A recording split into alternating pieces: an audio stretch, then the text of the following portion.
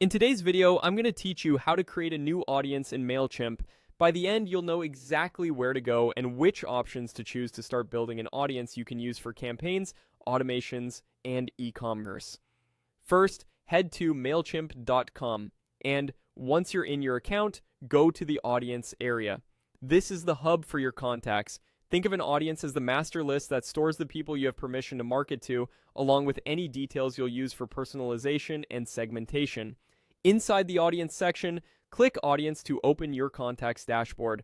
From here, we'll start adding people so your audience is ready to use. Select Add Contacts. You'll see options for adding a single person or bringing it in a group. If you only need to add one contact, choose the single contact option and fill in the required fields. An email address is essential, and you can include additional details like first name, last name, or tags to keep things organized. Always make sure you have permission to email the person you're adding to stay compliant with email regulations. If you're building out a larger audience, choose Import Contacts. Mailchimp gives you 3 convenient ways to bring people in. The first is to connect a store. This option is great if you use an e-commerce platform and want customers to sync automatically.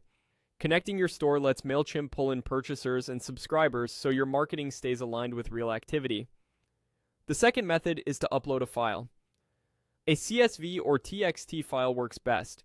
Include a header row with clear column names like email, first name, last name, and any custom fields you plan to use. Clean your file before uploading by removing duplicates and anyone who hasn't consented.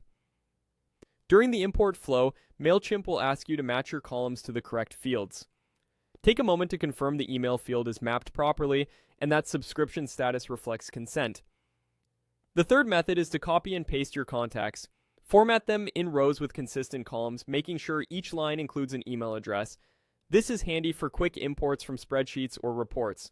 After you choose your method, Mailchimp will guide you through a brief review so you can confirm what's being imported. It automatically checks for duplicates based on email, and you can apply tags or groups to keep segments tidy from day one.